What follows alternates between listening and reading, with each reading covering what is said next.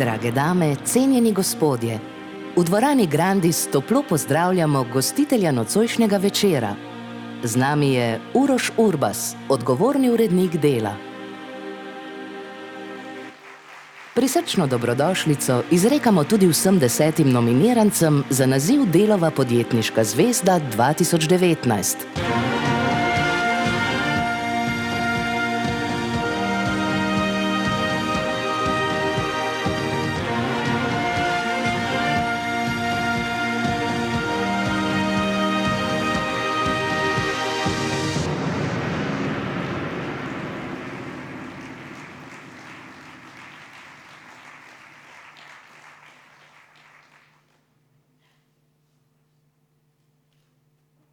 Končno je napočil čas, da sežemo po zvezdah in da nas navdahnejo uspešne zgodbe, med katere nas bo popeljal moderator nocojšnjega večera, Gregor Muran.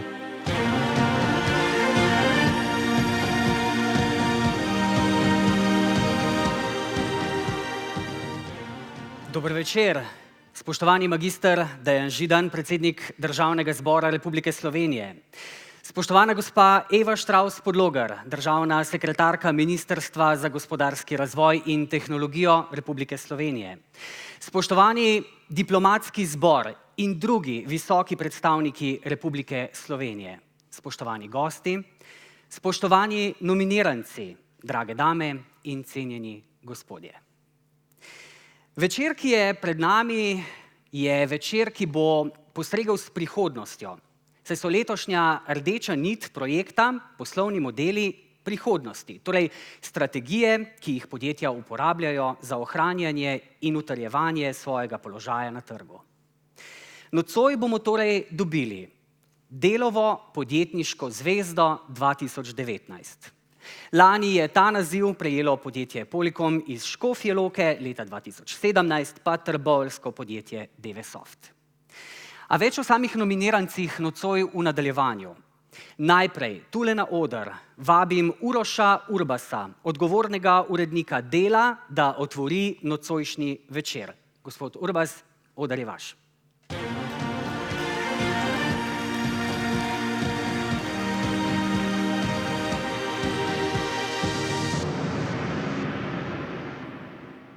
Spoštovane dame, spoštovani gospodje, dober večer. V slovarju slovenskega knjižnega jezika je podjetništvo razloženo zelo skopo. Morda bi temu celo lahko rekel skopuško. Nekoliko bolj naklonjena podjetništvu je etimološka razlaga izvora besede, ki nas popelje k nemški besedi unternehmen, kar pomeni lotiti se česa, storiti.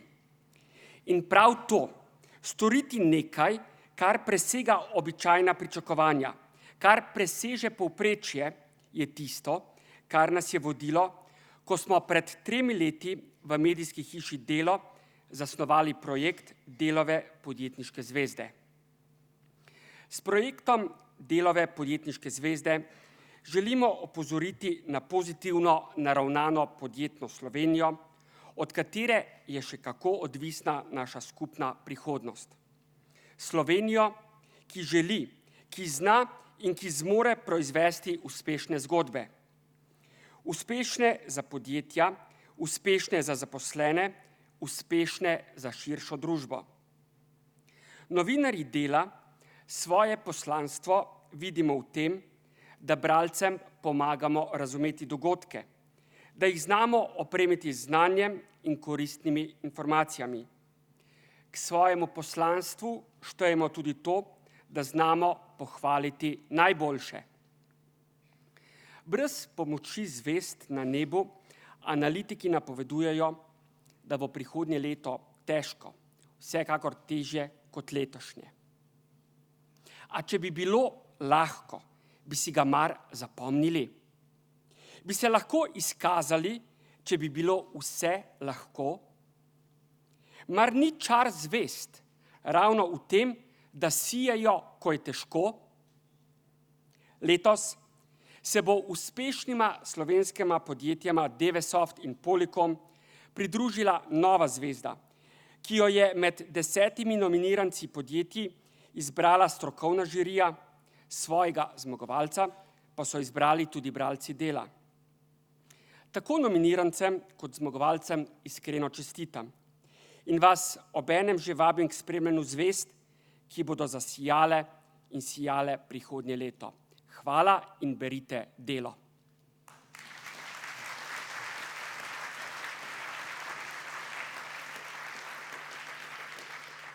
Najlepša hvala odgovornemu uredniku Dela Urošu Urbasu. Nocojšnji slavnostni govornik pa je predsednik Državnega zbora Republike Slovenije, magister Dejan Židan, ki ga v tem trenutku vljudno vabim na oder. Prosim.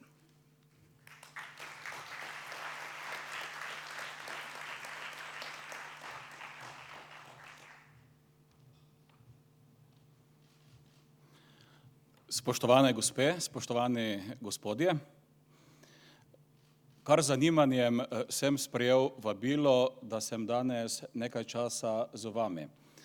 Z zanimanjem zato, ker sem imel v svojem življenju, čeprav sem naravoslovne izobrazbe, tudi nekaj let možnost, da delam v gospodarstvu, tudi na vodilnem delovnem mestu. In če kdaj sem se takrat naučil nečesar, kar bi si želel, da bi vsakdo, ki dela tako kot jaz trenutno v politiki, vedel in razumel. In to je, da moraš prvo nekaj narediti, ustvariti, da lahko deliš. To je v bistvu stara resnica, ki nam mora biti vedno pred očmi. Ko sem se pripravljal na današnje srečanje z vami, sem nekoliko pogledal tudi zgodovino podjetništva. Recimo v glavi mi je ostal podatek, da je podjetništvo in podjetnik prvič omenjeno daljnega leta 1697. Potem se začne pisati o podjetništvu, o podjetnikih, o ustvarjalnih ljudeh. Potem dodaten velik poudarek je 19. stoletje, ker se zelo jasno pove, da zaradi podjetnikov inovatorjev smo doživeli industrijsko revolucijo in potem se zgodovina nadaljuje in pride do današnjih časov. Prosil sem gospo Sonjo Šmuc, če slučajno tu nekje med nami, Sonja, te lepo pozdravljam, da mi pošlje preko svoje gospodarske zbornice najnovejše podatke o krvni sliki, trenutni krvni sliki slovenskega gospodarstva. Poslala je sicer več, kot sem želel, ampak kateri podatki so bili tisti, ki so mi najbolj ostali v spominu. Prvi podatek. Letos, že drugo leto, imamo veliko, še vedno veliko izvozno rast in letos pričakujemo, da bomo prišli na 43 milijard evrov izvoza blaga in storitev. To je neverjetna številka.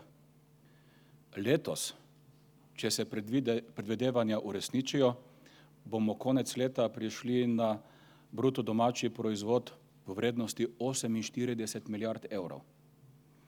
Podatek, ki me je v resnici tudi navdušil, je, da od leta 2008 do danes se dodana vrednost, ki je tako zelo potrebna za razvoj, za vse, kaj želimo narediti, da se je povečala za 25%. Všeč mi je bil tudi podatek, da v zadnjih 2 letih je tudi povprečna plača zrasla za 7%. Torej, podatki, ki sem jih prebral, so dobri. Potem so me zanimale prognoze. Jaz v resnici ne razumem, kako je lahko kdo črnogled, če so tudi najnovejše prognoze o gibanju v slovenskem gospodarstvu višje kot 2%. Še vedno se vse prognoze gibljajo na 2,5 do 3, odvisno katero opazujemo. Družba, ki ki ne zna dobro živeti z 2% rastjo bruto domačega proizvoda, ima resničen problem. Ni težava rast. Težava je, da se kot družba moramo vprašati, ali racionalno svoje resurse delimo. Spoštovane gospe, spoštovani gospodje, verjetno ste iz mojih besed že razumeli, da sem jaz med tistimi, ki vaše delo izjemno spoštujejo. Sam se zavedam, da imamo v Sloveniji verjetno intimno vsi podoben cilj. Torej, da sledimo poti tako imenovane države blaginje. Blaginje za vse. Vsi razumemo, da je to pot. Kamorkoli bomo prišli, bomo želeli to pot nadaljevati naprej. Vendar ta pot je možna samo v primeru, če slovensko gospodarstvo, slovensko podjetništvo dobro deluje. In tukaj sem vesel vsake zgodbe o uspehu. Sam sem ponosen tudi na nekatere druge stvari. Neverjetno sem ponosen, da v mojem rodnem mestu, v Mariboru, izdelujemo prvi resni nanosatelit v Evropi, z Evropsko unijo. In večina ljudi se sploh ne zaveda, da Slovenci smo svoje naloge opravili. Francozi niso svoje naloge opravili. Njihovo raketo je že 3-krat razneslo, da naš satelit še vedno ne kroži nad nami. Naš satelit deluje, samo njihova raketa ne deluje. Ali pa drugi primer. V Ljubljani imamo recimo Nacionalni inštitut za biologijo. Pa skoraj nihče ne ve, da ti ljudje tam, ti vrhunski ljudje, postajajo vodilni na področju, ki nas tako zelo kot družbo zanima. To je na področju biologije raka. In teh zgodb, na katere moramo biti neverjetno ponosni, imamo v Sloveniji mnogo. Spoštovane gospe, spoštovani gospodje, danes, ko odpremo časopis Delo, spletno stran časopisa Delo, tudi kakšne druge spletne strani, vodstvo Dela, prosim tega lepo ne zamerite, družba mora biti pluralna, vidimo, da v resnici zelo mnogo piše o podnebno-okoljski krizi. To opazimo tudi sami. Če si boste ob svojem zahtevnem delu vzeli čas in obiskali recimo Pokljuko in pogledali današnjo Pokljuko in jo primerjali s Pokljuko, to je Triglavski narodni park, edini narodni park, ki ga imamo v Sloveniji, ko boste pogledali Pokljuko in jo primerjali z Pokljuko pred 10 leti, boste ugotovili klimatske spremembe v živo, kot neke vrste biološki poizkus.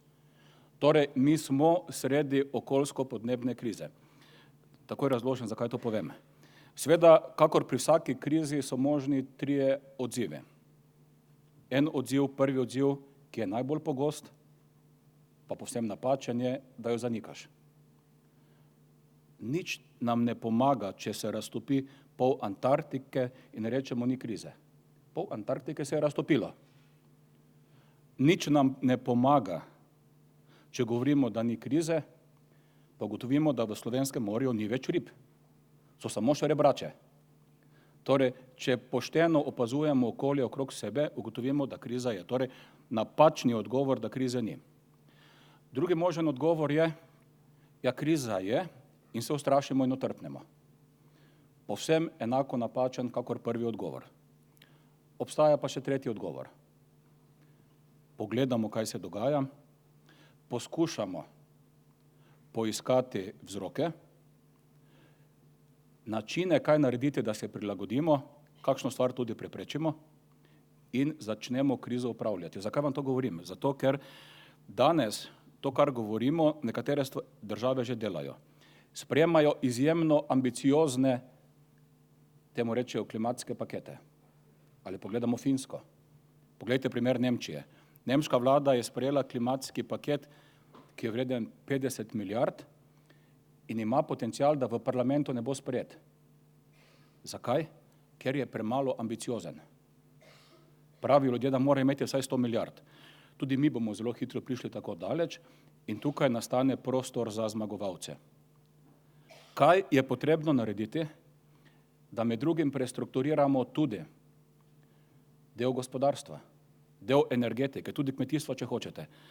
In tudi tukaj sem ponosen, da smo na nekaterih področjih Slovenci med vodilnimi. Mi smo tisti, ki začenjamo zelo pospešeno razvijati tako imenovana pametna prenosna omrežja. Mi smo tisti, ki delamo velike korake naprej pri akumuliranju energije, ki je v nekem trenutku višek. In jaz povsem verjamem, da izjemno veliki poslovni izzivi bodo v prihodnje na področju okoljsko-podnebnih sprememb. In jaz si res želim, spoštovane gospe, spoštovani gospodje, ampak res si želim, da bi Slovenci bili na tem področju prvi. Želim vam prijeten dan, želim vam, da ste tako uspešni, kakor ste bili zadnja leta tudi v prihodnje. Nič se bati, država bo svoj del že znala pobrati. Lepo se imejte.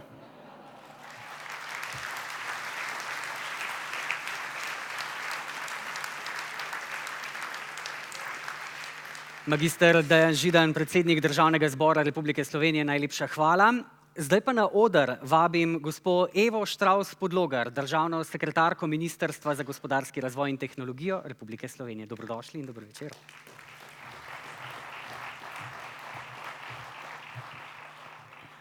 Spoštovani predsednik Državnega zbora, gospod Dejan Židan, cenjene gospe in gospodje. Veliko čast in veselje mi je, da sem danes lahko tukaj z vami v imenu Ministrstva za gospodarski razvoj in tehnologijo. Naj se v uvodu najprej lepo zahvalim današnjim gostiteljem, časopisni hiši Delo. Ne samo za ta lep večer, ampak za vztrajanje na prikazovanju dobrih zgodb. Za vztrajanje na tem, da nam skoraj pol leta lepšajo konce tedna, četrtke, ko pride nova informacija o podjetniški zvezdi in nato tudi v svetu kapitala. Menim, da je izjemno pomembno za vse nas, ki začenjamo dneve z bolj ali manj prijetnimi novicami, da vemo, da so med nami tisti, ki nam kažejo tudi svetlo pot. Zato izjemna zahvala in dobrodošlica seveda vsem nominirancem, Delovim podjetniškim zvezdam, nominirani za ta prestižni naslov. Izjemna hvala za to, da ste pripravljeni deliti vaše dobre zgodbe s širno Slovenijo. Kot vemo, je včasih to za ostale izziv, včasih pa tudi nevoščljivost ne prinese vedno samo pozitivnih odzivov. Vendar ravno vaše zgodbe stimulirajo vse ostale in kot je nekoč napisal Hermann Hesse, zato da se ustvari mogoče, je velikokrat potrebno preizkusiti nemogoče. Ne delam si utvar, da ste na svoji podjetniški poti velikokrat bili na meji nemogočega, tako svojih osebnih izzivov, svojih sodelavcev, družin in seveda tudi širšega okolja. Ampak zato, ker je uspelo vam, je Slovenija danes na uspešni poti in mislim, da res vedno in povsod lahko to s ponosom naglasimo. Na Ministrstvu za gospodarski razvoj in tehnologijo se seveda trudimo, da ustvarjamo tudi za vas dobro, spodbudno poslovno okolje. Upam, da se to občuti. Zavedamo se, v kakšnem nepredvidljivem svetu delate. Predsednik Državnega zbora je že omenil klimatske spremembe. Seveda je tukaj še nizkoogljična družba, digitalizacija, umetnostna inteligenca. To, o čemer govorimo, vi živite iz dneva v dan in znotraj teh tudi vsak dan novih pogojev iščete svoje priložnosti. Zato smo na ministrstvu v preteklih letih veliko sredstev namenili ravno raziskavam, razvoju, inovacij.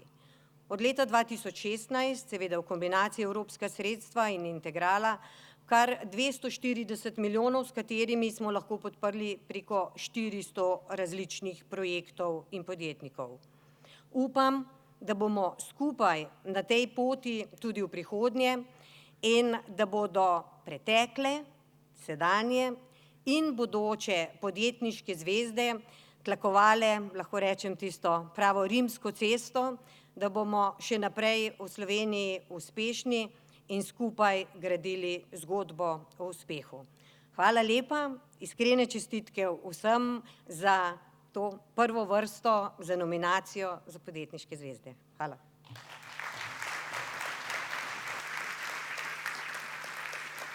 Najlepša hvala, gospa Eva Štravs Podlogar, državna sekretarka Ministrstva za gospodarski razvoj in tehnologijo Republike Slovenije. Kot smo slišali, kot smo povedali, bomo nocoj izvedeli, katera podjetniška zvezda bo zasijala najbolj. A še pred tem na oder vabim osrednjega govornika. To je profesor podjetništva na Univerzi v Koloradu, ki je v svoji bogati karieri ustanovil 9 podjetij, postal investitor, bil 6 let direktor Appla, nato pa po terorističnem napadu 11. septembra, ki ga je preživel, postal filantrop in pedagog. Pomagal je ustanoviti osrednjo svetovno institucijo z področja socialnega podjetništva. Unreasonable Institute je ta in kot mentor in investitor uresničil svoj moto. Smisel je vedno pred prihodkom. Dame in gospodje, osrednji govornik večera je gospod George Deriso. Prosim.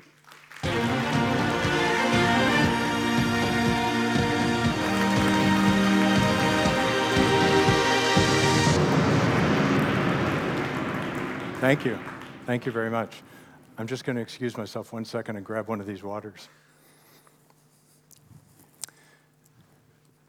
How is everyone? Has this been good for you? It's great fun. This is a terrific event. I'm honored to be here. I'm deeply honored to be here. This is really, really special. And I just want to thank all of you for being here as well. And you know, it's not often that you get to rub elbows with the business elite of Slovenia, and so I'm greatly honored to be able to do that, and also to help you to welcome the business stars of the future into your ranks. I'd like to tell you a bit about myself and my story. I was one of those entrepreneurs back in the 16th century, so this is kind of a long story. I may need more water. When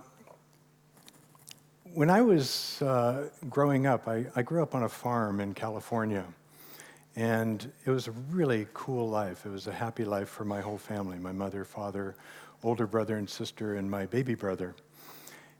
We fed the animals and played and had just a wonderful, idyllic life, kind of like you'd find in the Pannonian Plains out in Slovenia.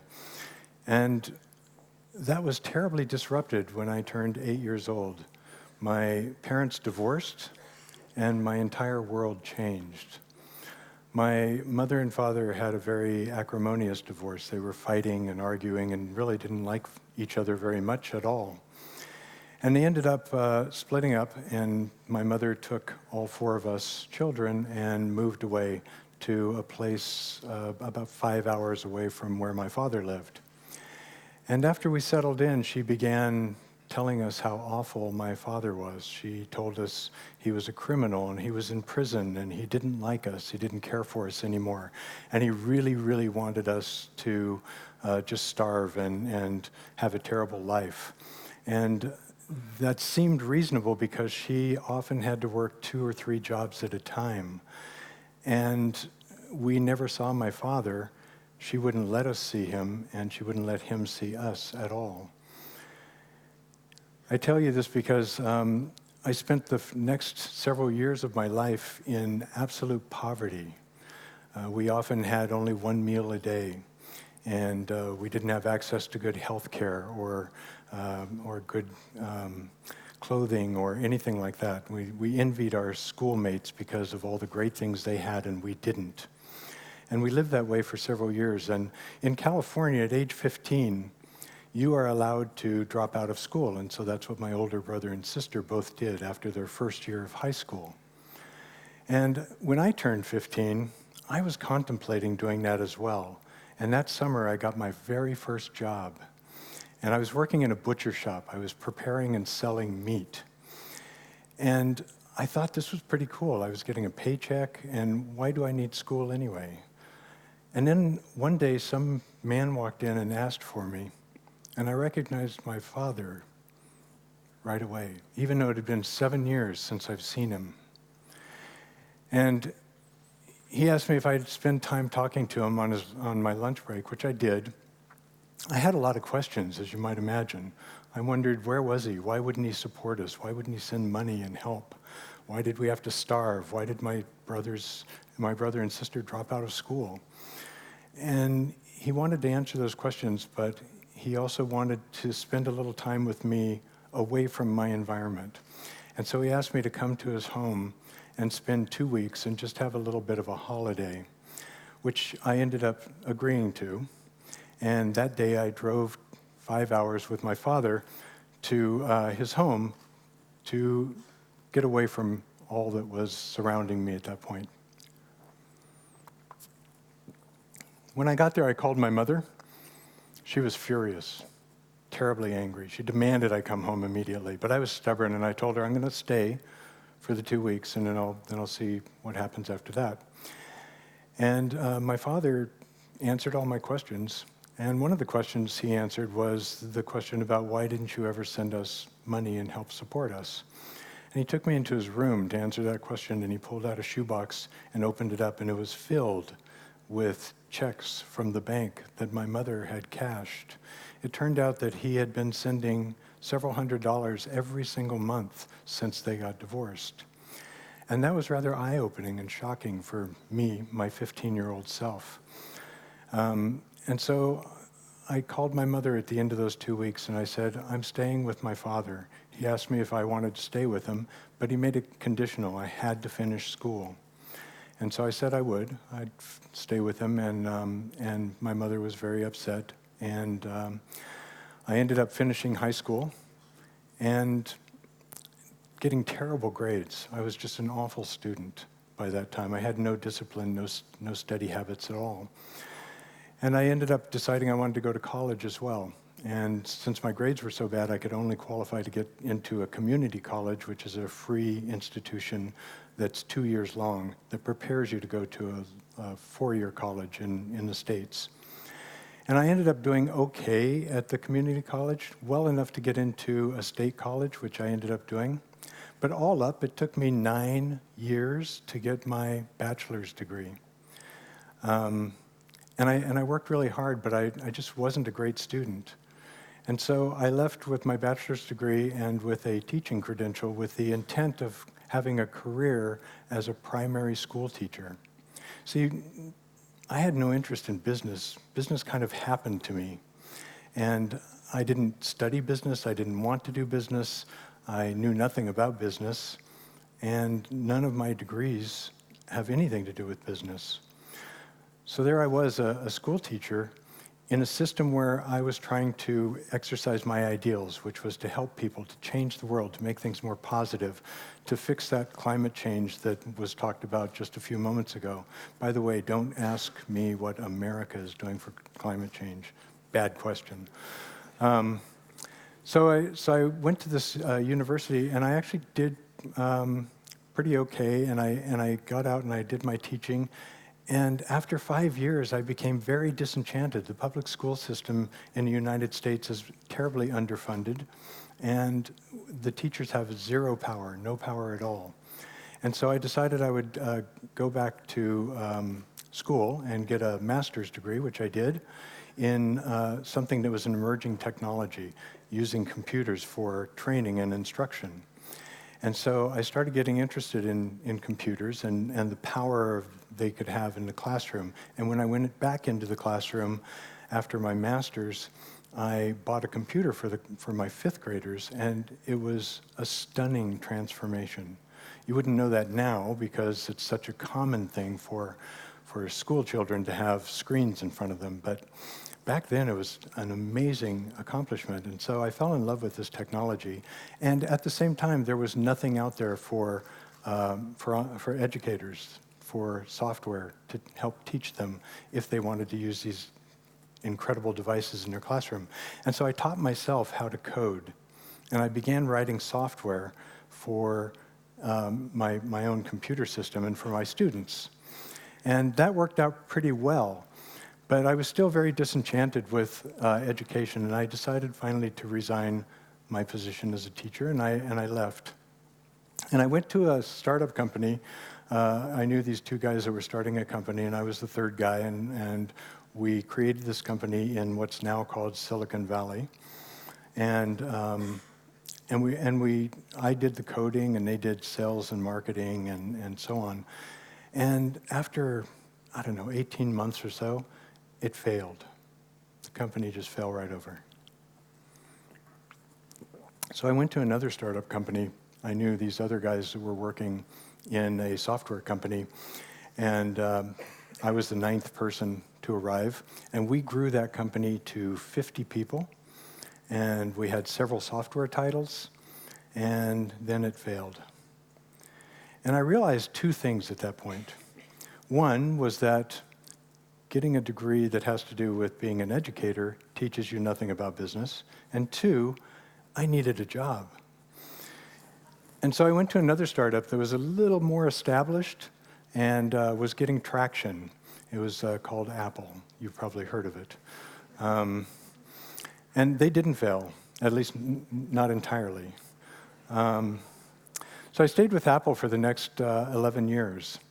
And remarkably, that's where I learned the most about business, because Apple had a cultural phenomenon that wasn't apparent in any other company at the time, and that's that if you had a good idea, it didn't matter whether you were a receptionist or a security guard or a janitor.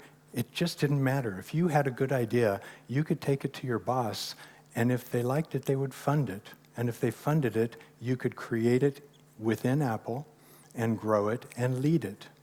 And so that's what I did. I did that 6 times. And those 6 business units that I created in Apple still exist today. The 7th one was my favorite project. It doesn't exist in Apple any longer. That was my wife. I met her 32 years ago. We celebrated our 28th anniversary this year. And she was a marketing person in Apple. And we actually didn't get along very well because I was technical and she was marketing, and those two never talked to each other in companies typically. But it ended up in the end that we got along, and once we left Apple, it was just fine. We left Apple because she was pregnant. And we were in Australia at the time, and her parents decided they were retiring in this little town called Boulder, Colorado. None of us had ever lived there before, ever. And so she looked at me one day and said, "We can't have our children this far from my parents." So in her 36th week of pregnancy, we got on an airplane. It's the last time you're allowed to fly commercially. And we headed to Boulder, and we had our first child. And a couple of years later, we had our second child. We had our first child, and most of you probably have children, and maybe you've experienced this, but when our first child came, we just kept him in our bed between us, and we propped ourselves up like this, and we just looked at him and said, "Oh my God, what a miracle. This is so amazing. This is what we created." That was like version 1. It was really cool. But we were in love with it. And at some point, my wife kind of tapped me and said, "One of us needs to go to work." And I figured out that that was me. So I went to a small startup company in Denver that was a consulting and training company, and the training side of the company was losing money hand over fist. It was just bleeding red all over the balance sheet. And I went in to turn it around. And within 15 months, it was the training side was 40% of their gross revenues. And at that point, I understood that they were actually dressing up this little pig to go send it to market, and they sold it to a consulting company, the owners did, that wanted nothing to do with training, and so my whole team and I lost our jobs. I did 7 more technology startups after that. A good number of them failed. A couple of them paid my salary, broke even, did pretty okay. And a couple of them I sold for a nice profit. And I was very proud of that. One of the ones that I sold to a company called Gartner. You've probably heard of Gartner if you're in technology at all. And they made me go through a 2-year earnout. And that 2-year earnout means basically that you must stay with the company and participate in meeting all of your goals, or you don't get paid the money that they promised to pay you for your company. So I was in this 2-year earnout, and I was appointed the managing vice president of their consulting operation for the western half of the US. Excuse me. And I went to call on one of my large clients, Morgan Stanley, and I got an appointment, a sales appointment in their corporate offices, which is how I found myself waking up the morning of September 11, 2001, in Manhattan. And my appointment was scheduled for 9 a.m. in their headquarters, which occupied 20 floors above the center of Tower 2. My appointment was 9 a.m. That was just a few minutes after, or just before the second plane hit. I can tell that story because I didn't make that meeting. They had called me the night before and they said, look, our corporate offices are just really busy right now. We can't make the meeting. Would you mind going to our Midtown offices? And I got kind of stroppy with them on the phone, a little bit angry, because I'd been to their Midtown offices just 3 months before. And so I called my sales guy and I said, you take the sales call, go shake hands, pat the backs, and then come pick me up at the hotel. And we'll go to our next client, which was Lehman Brothers. Yeah, I know. But see, I have a theory about that, by the way. I don't think Lehman Brothers would have failed if they were Lehman sisters. So none of that happened, of course. I spent the day walking around watching 2 gigantic buildings fall, watching people come up from the south to their homes in the north part of the island, covered in ashes, covered in blood, scared at every sound that I heard. That was a strange sound, somebody revving their engine or backing up a truck and having it go beep, beep, beep, beep. And in those moments, walking around, I realized that I had lost touch with the ideals that I took into teaching several years before that. I had started chasing the glitter and the gold of Silicon Valley. And that was okay, but it really was disconnected from my values. And I realized that. And so I decided in those moments, I vowed to myself that for the remainder of my life, I wanted to put making meaning ahead of making money.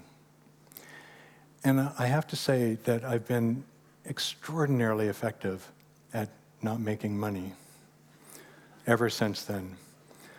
But I've also been pretty good at making meaning, and that's important to me. So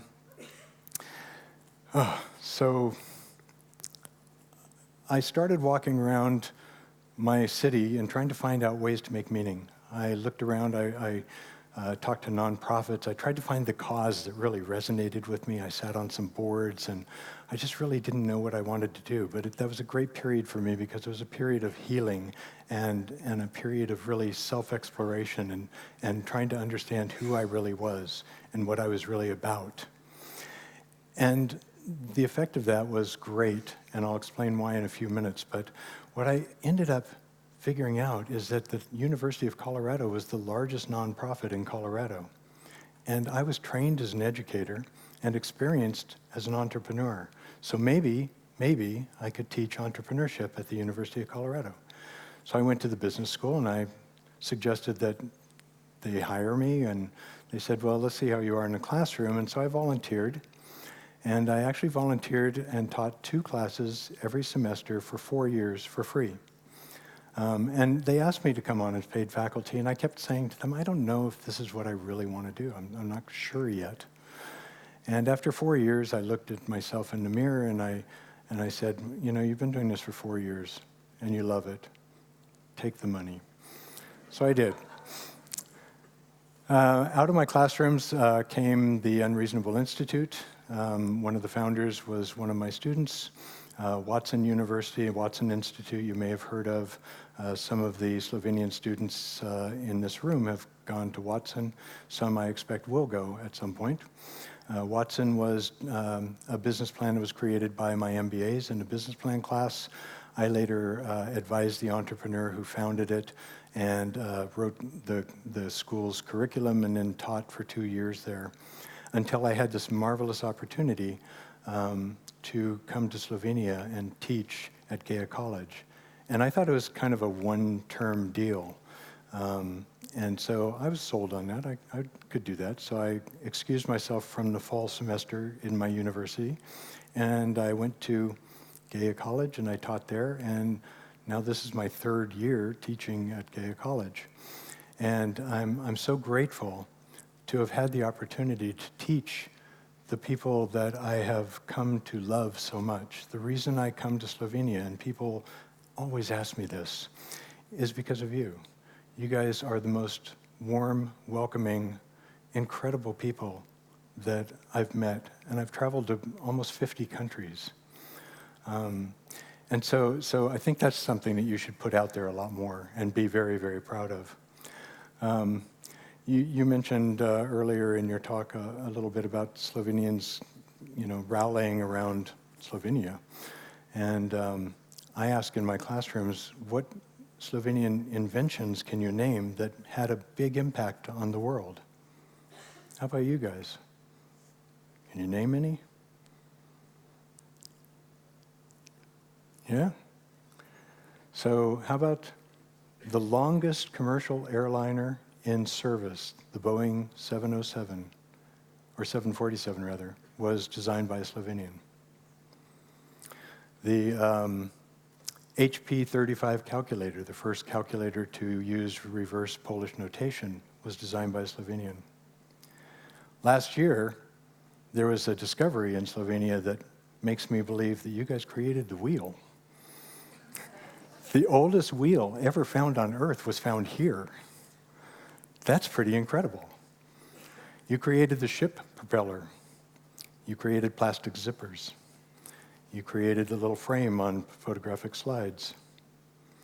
You created the Rex chair. You created a very innovative airplane. You created a very innovative car. And your ski gear company, Elan, was the inventor of the shaped skis that changed the entire industry. That's pretty big stuff. Every year there's a publication from Babson College and some collaborators in America called the Global Entrepreneurship Monitor. And when you look at that, it evaluates innovation and what countries are most innovative.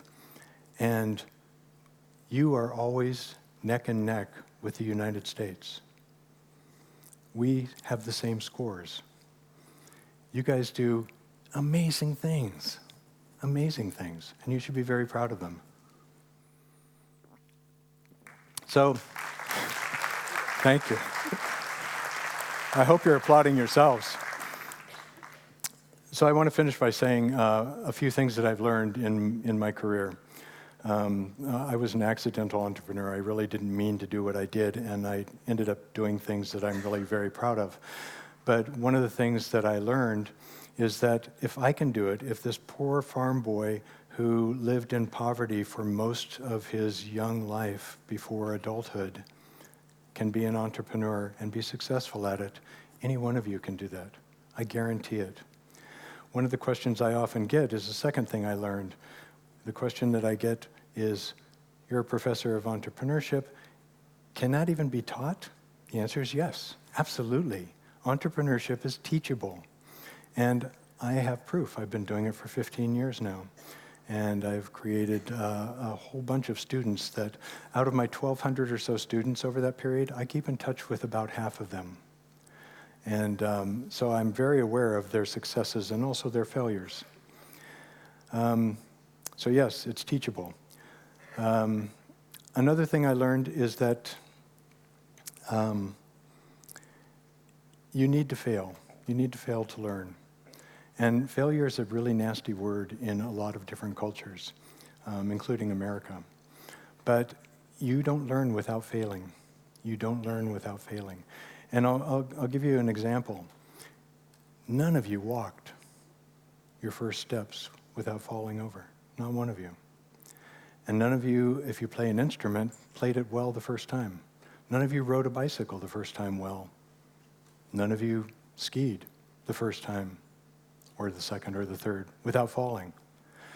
The difference is that when we fail in business, we somehow think that's different than failing the repeated failings that are necessary to learn how to do those skills. And so I would like to propose that we stop talking about failure and start talking about practice, because that's what we're doing. We are practicing, and entrepreneurship is a practitioner's art. And so if we can just get that word out of the vocabulary, look, it's an F word. It should be out of the vocabulary anyway. And throw in practice instead, then what we're doing is perfectly normal and perfectly acceptable. Out of my 9 startups, 5 of them failed, 2 of them broke even, 2 of them did pretty well. Those are actually really good statistics if you look at the number of failures and successes across 10 startups. So that's my story. That's all I really wanted to say to you tonight. I think that one of my great pleasures is coming here and being able to work with your young adults and work with people who are enthusiastic about taking the economy to the next level here. And I see so much opportunity, and I'm so grateful that you keep asking me back. Thank you so much.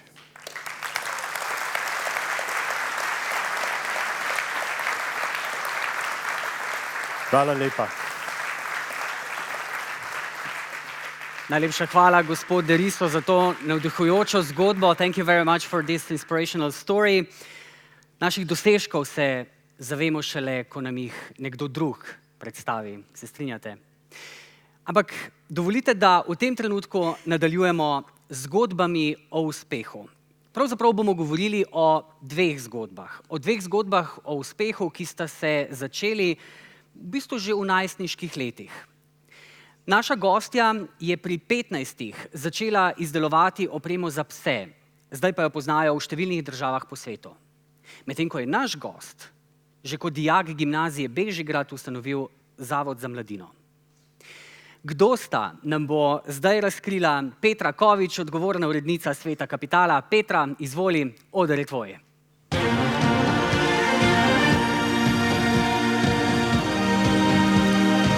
Gregor, hvala lepa. Spoštovani gostje, dame in gospodje, spoštovani poslovni partnerji, dragi prijatelji, zvesti bralci, dober večer. V ponos in veselje mi je, da sem lahko spet v tako izbrani družbi, ki jo očitno privlači svetloba, optimizem, zvezde. Nocoj zvezde bdijo nad nami in nocoj zvezde sijejo med nami. V Ježkovi poetiki so zvezde kazale ladjam varno pot v pristan. Umirile so otroški jok in pesnikom pomagale najti rimo na besedo lonec. V poslovnem svetu pa nam dajejo zgled, moč, optimizem in predvsem upanje, da bomo premagali izzive prihodnosti. Zato prav vsem nominiranim podjetjem za naziv Podjetniška zvezda 2019 v imenu vseh kolegov uredništva Sveta kapitala iskreno čestitam in se vam obenem tudi iskreno in srčno zahvaljujem, da ste z nami v zadnjih letih nesebično delili vaše znanje, izkušnje in misli in s tem pravzaprav soustvarjali ne le čudovite, ampak predvsem pomenljive zgodbe, ki smo jih z radostjo vsak petek dajali v branje slovenski javnosti. Resnično hvala lepa. A tako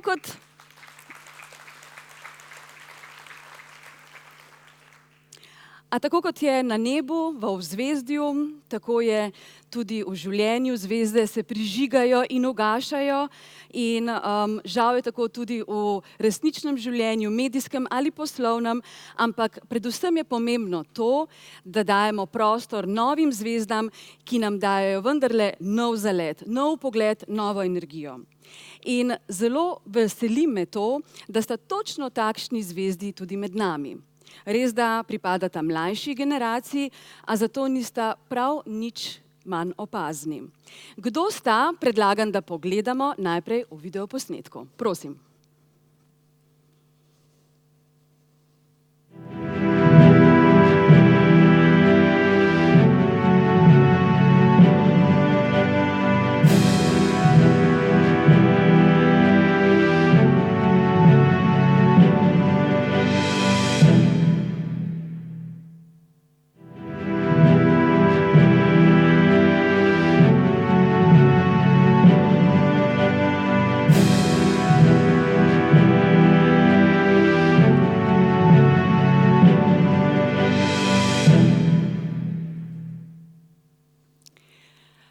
Spoštovani gostje, z nami je on, ki ima v življenjepisu z velikimi črkami napisano Anything can happen, child, anything can be. Neizvršni direktor Outfit 7, soustanovitelj socialnega podjetja Simbioza, soustanovitelj zavoda Y in ustanovitelj Global Dream Vision. Pozdravimo, prosim, spoštovani gostje, gospoda Žiga Vavpotiča. Dobrodošel, Žiga. Živjo. Izvoli. In še, z velikim aplavzom prosim pozdravimo v naši družbi mlado Majo Kosi, gimnazijko iz Celja, ki se je začela s podjetništvom ukvarjati po naključju in z veliko ljubezni predvsem do njene psičke Lili. Danes pa vodi podjetje z imenom Doggy Lili. Maja, lepo pozdravljena. Živjo, dober večer. Naj morda samo v opravičilo ali v razumevanje povem, da smo se takole izven etra, off the record, dogovorili, da bomo se tikali. Približno smo generacija, poznamo se in tudi, da bomo nekako doživeli malce bolj sproščeno atmosfero.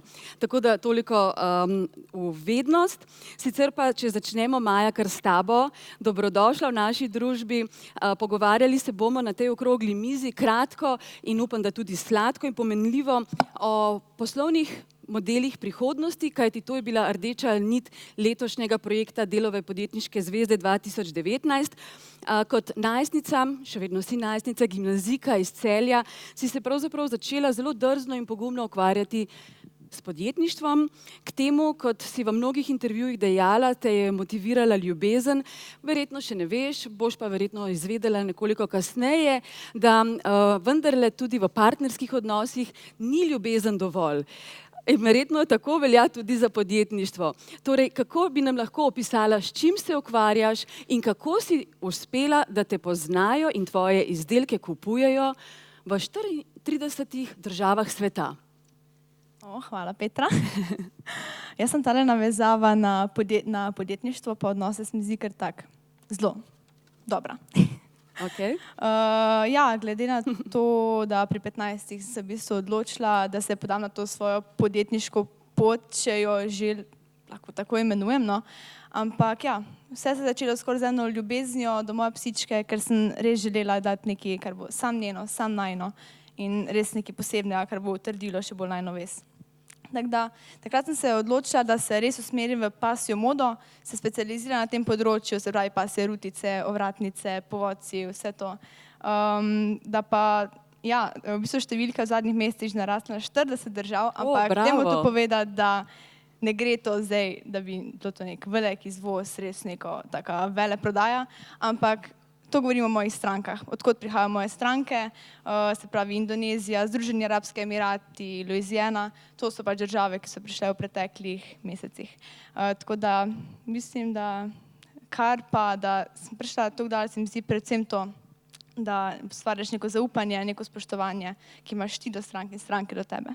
Pa je težko združevati sicer, bi rekla, klišejsko rečeno, naporno najstniško življenje in pa podjetništvo? Ja, v bistvu, kak reče za najstnike, da so bolj žurerji pa to, da veliko gre časa v to. No, pri meni tak, meni večino mojega časa vzame šola, če že tisto, kar ni povezano z mojim projektom. Tako da včasih šola, podjetništvo je kar zabavno, no. Žiga, midva sva vseeno nekoliko starejša od Maje, pa vendarle se še uvrščava, upam, da med mlade ljudi. Pa me zanima, kaj praviš, glede na to, da imaš res impresiven življenjepis, ogromno izkušenj. Vemo, včasih je bil zelo živ slogan Na mladih svet stoji, pa bi lahko tako iz izkušnje vsakdanjega tvojega poslovnega življenja dejal, da nam recimo starejše generacije nekje odpirajo prostor, nam dajo dihati tudi v tem podjetniškem smislu. Ja, zdaj statistika ni na najni strani, nekateri nas pri 30 mečejo od tega, nekateri pri 35, tako da jaz se žal bližam temu. In morda tisti, ki me poznajo, bojo verjetno kle pričakovali, da se bom za mlade seveda zelo boril, ne? Ampak z leti pride modrost, ne? In ugotoviš, da seveda je prav, da mladostno še vedno verjameš in se boriš za stvari, ampak da verjetno je prav, da družba gre v smer sodelovanja. Da tisto, kar opažam, kar vidim, je, da tiste družbe, ki znajo umeščati moške, ženske, mlade, modre, druge kulture, da tiste na nek način zmagujejo. Moja zgodba in zgodba predvsem Outfit 7 je sigurno pokazatelj, da sem izjemno mlad dobil priložnost. Pri 33 po milijardni prodaji sem postal predsednik upravnega odbora podjetja, tako da tu so mi sigurno starejši dali možnost. Je pa res, da tisto, kar moramo nadaljevati in kar je prav, da vztrajamo na tem, je, da te družbe ne delimo. Mi slovensko družbo, ko opazujemo, imamo občutek, da tako radi smo nekje tam med rdečimi in belimi včasih ostali, potem se javno-zasebno deli in zdaj na nek način hočemo dokazati še mladi in stari. Jaz moram reči, da projekt Simbioza je zame bil najlepše darilo v tem smislu, da so prihajali do mene mladi in so razlagali, Žiga, pa veš, ti stari pa niso tam tako za odmet. Toliko je neke modrosti, toliko je nekih pametnih nasvetov. Na drugi strani so pa prišli do mene tudi starejši, pa so rekli, včasih jamramo nad temi mladimi, pa kako iz njih nič ni. Ampak če 10.000 mladih prostovoljno bilo pripravljeno učiti nas starejše novih tehnologij, potem upanje za ta narod absolutno obstaja. Veselim se tvojega optimizma in ga delim s teboj, ampak vendarle, če pogledamo samo nekaj aktualnih dogodkov v zadnjih tednih, vemo, da so se kar zvrstili po vrsti in spet razdvajali slovensko javnost. Imata vidva kot mlada, vedoželjna in človeka z širokim obzorjem morda idejo ali rešitev, kako presekati ta gordijski vozel in da bomo pravzaprav dosegli to, da ne bomo tekmovali drug z drugim, ampak da bomo v sinergiji našli najboljšo moč za to, da tekmujemo s svetom? Ja, jaz zelo nerada primerjam, Slovenci, Američani, to, kar me največkrat ljudje sprašujejo. Ampak, ja, včasih se mi zdi, v Sloveniji smo še vedno, gledamo res na konkurenco. Včasih premalo sodelujemo in to se mi zdi, da če bi se bolj povezali, če bi bolj delovali kot celota, ker na koncu koncev jaz vedno rečem, da se ne borimo za kupce, ampak da probamo njih dobiti, da ta zdrava konkurenca. Kako pa so recimo tvoje sošolke, naprimer, ali sošolci, ali širše okolje, družina pravzaprav sprejelo tvojo podjetniško žilico, tvoje udejstvovanje, je bilo kaj zavisti? Mislim, generalno so kar dobro sprejeli. Včasih se mi zdi, da je mogoče strani šolskega sistema, pa ne se, da bi kaj kritizirala, ampak mislim, se mi včasih zdi, da pogled na mlade, ki se ukvarjamo s vsakim projektom, podjetništvom, da se vseeno gleda malo iz drugega zornega kota. Drugače pa prijatelji, družina me zelo podpirajo, ampak vsi do neke točke. Žiga, smo v situaciji, ko imamo pravzaprav na eni strani velik globalen trg, ki nam omogoča nešteto, neskončno priložnosti in možnosti, po drugi strani pa ta velikost pravzaprav lahko tudi človeka nekoliko zbega ali ga prestraši. Kaj meniš, kaj so tista prava orodja, rešitve, metode, da bi nekako lahko konkurirali s svetom, da bi se drzno in nekako pogumno spravili na pot proti najboljšim vrhovom pravzaprav tega globalnega sveta? Zdaj, jaz sem pred časom poslušal profesor Katz de Vriesa iz INSEAD-a, ki je rekel, da najlažja stvar v življenju je dajati nasvete. Tako da nevarno je sedeti na tem odru. Pa vseeno, jaz mislim, da tisto, kar je potrebno, je absolutno pogum. Zavedati se, in prej smo slišali, kaj smo že jaz ne rad uporabljam besede male, ampak predvsem ljubke Slovenije uspeli ustvariti. Moramo biti na nek način, moramo razmišljati o globalnih priložnostih in možnostih, in sem vesel, da Maja razmišlja o tem, da ne prodaja samo v slovenskem prostoru, šla je na internet, ugotovila je, da trg obstaja in to je tisto, kar me absolutno pri mladih navdušuje. Zdaj, dve stvari bi bile dobre, če bi se jih bolj držali. To je na eni strani meritokracija in na drugi strani neke vrste zaupanje. preveč čutim, da se ukvarjamo s teorijami zarot, da se ne spodbujamo, da ne znamo zaploskati uspehu soseda in da se na nek način ne veselimo tega, da ljudem uspeva. Tako da, ko gledaš te zadeve, je na nek način to, kar sva prej rekla, da na mladih svet stoji. Danes sem imel, in ta zgodba mi gre danes po glavi, priložnost poznati tudi mlado podjetnico, 22 let je bila stara. Prosili so me, če se lahko srečam z njo in dam nekaj nasvetov. 2 leti fizike, elektrotehnika, z roboti se ukvarja in reče, Žiga, a veš, kaj bom jaz delala? Pa jo pogledam, pa rečem ne. Seks igrače. Pa sem pogledal, sem bil tudi jaz tako malo začuden in rekla, veš, zakaj se seks igračami igrajo moški, ki pojma nimajo, kaj zadovolji ženske? In meni se zdi tako fenomenalno ta zgodba, da nekdo, ki je mlad, brez tabuja, pogleda svet, reče, to bi rad delal. In jaz mislim, da je to tista prava smer, da nastane neka srčnost, neka energija, ki jo imamo v sebi, in to, da si zaupamo vase in da gremo v svet, da je to verjetno tisti recept lahko za uspeh. Žiga, praviš, ne mala, ampak ljubka Slovenija, ampak iz te ljubke Slovenije vendarle vemo, in to je pravzaprav rak rana sodobnega časa, se odseljujejo najboljši talenti. Beg možganov je akutna zgodba sodobnega slovenskega časa. Ali je tudi, recimo, razlog v odsotnosti meritokracije, katero si omenjal? Zakaj misliš, da odhajajo ljudje iz te ljubke Slovenije? Zdaj siliš me v to, da pač moj optimizem zapušča ta podim.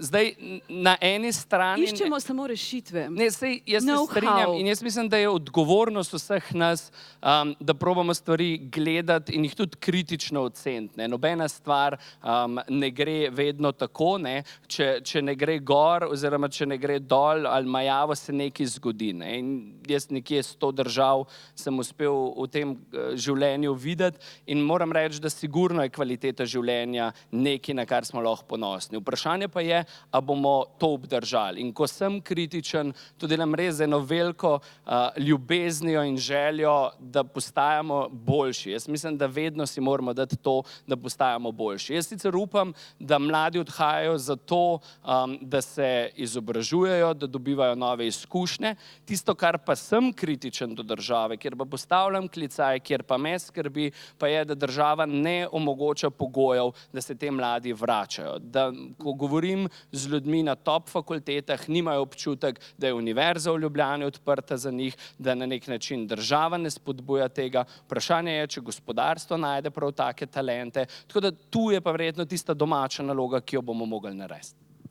Maja, boš čakala na to, da država, politika naredi domačo nalogo, ali boš prej spokala kovčke in odšla v kakšne boljše in bolj ugodne, podporne podjetniške okolja? Jaz zdaj čakala na državo, ne bom, to verjetno ne. Ampak v bistvu to je eno vprašanje, s katerim se, glede na to, da sem 4. letnik gimnazije, srečujem v bistvu tedensko. Vsi me sprašujejo, kam pa zdaj naprej. In v bistvu tu nikoli ne rečem ne tej opciji, da bi, ne vem, šla čez nekaj časa v tujino. Spravi, jaz prihajam iz Celja, spravi, moja naslednja pot bo najverjetneje naslednje leto Ljubljana.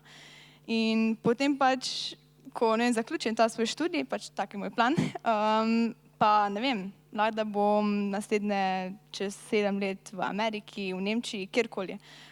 Temu res nikoli ne rečem ne, ampak bi pa res dala rada nekaj nazaj v Sloveniji, ker tu sem dobila ogromno. Tu sem dobila veliko povezav, poznanstev, priložnosti, ki jih mogoče kje drugje ne bi.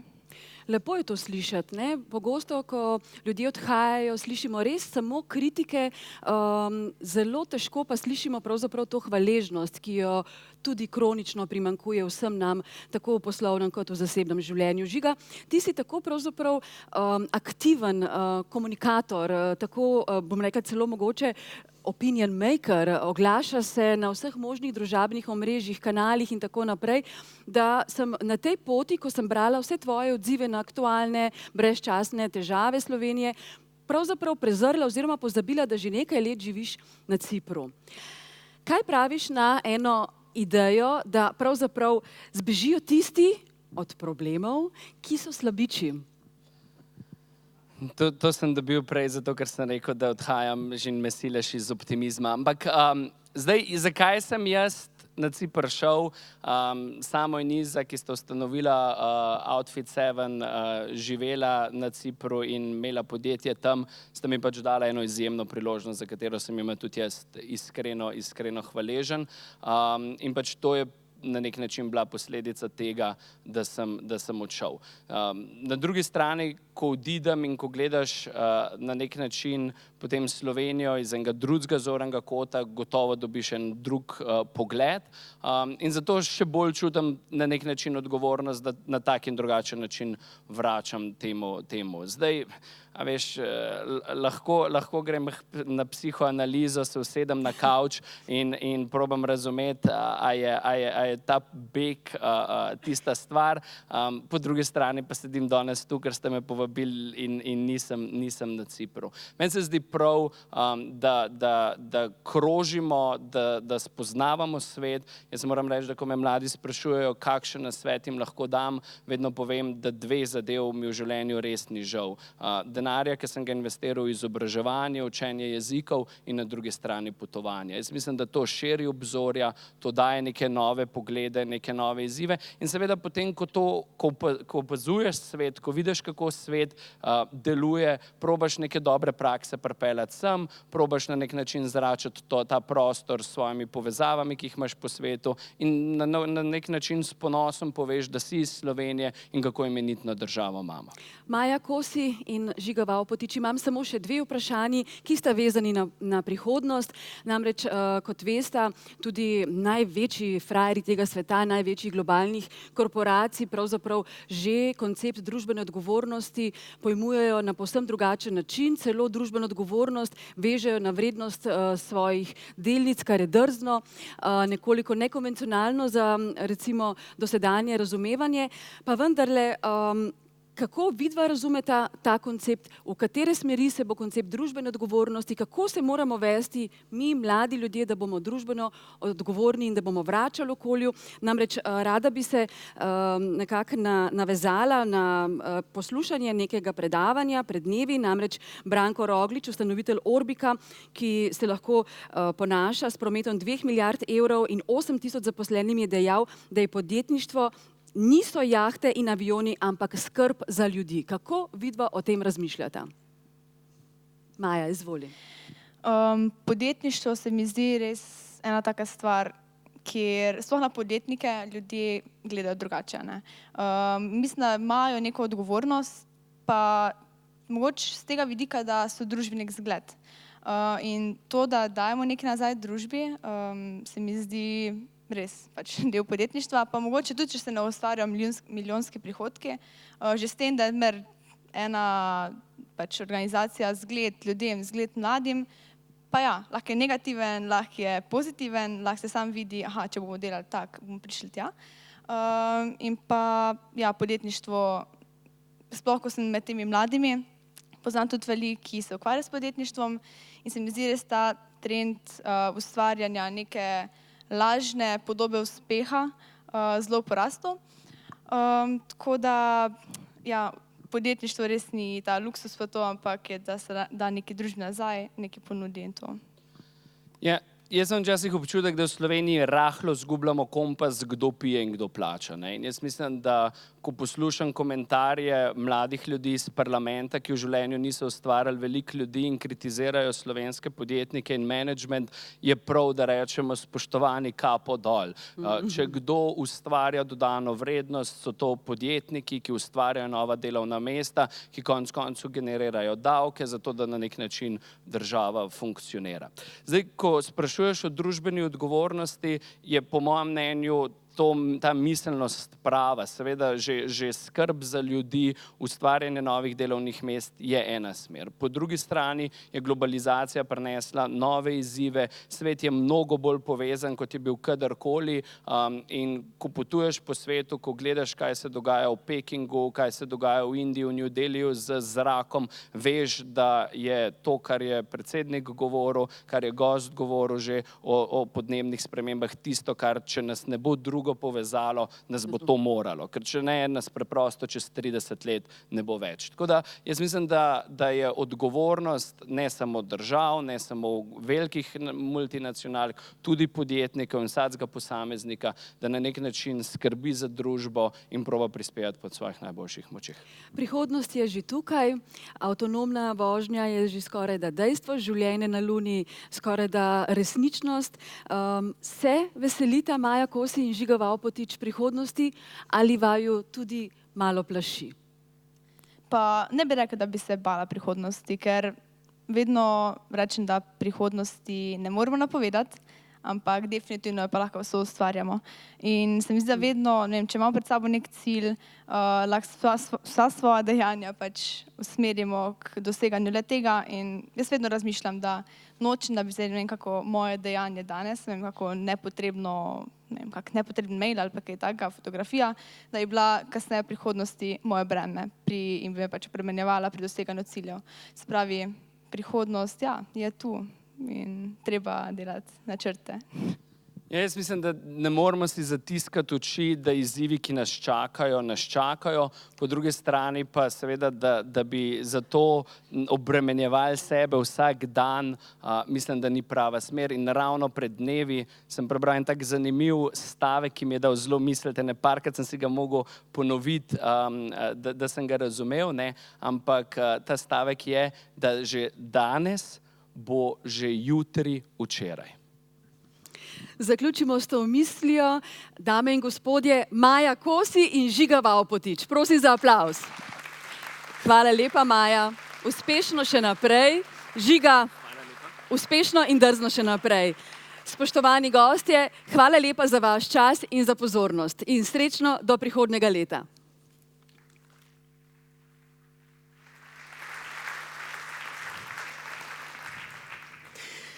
Najlepša hvala Petra tebi in gostoma za ta iskriv pogovor, za to iskrivo debato.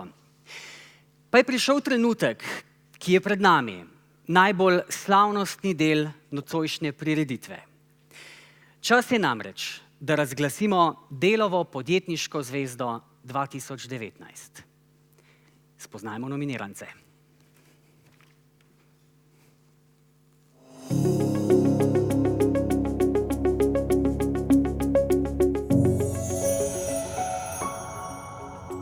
Smo nekako bili vedno zelo inovativni,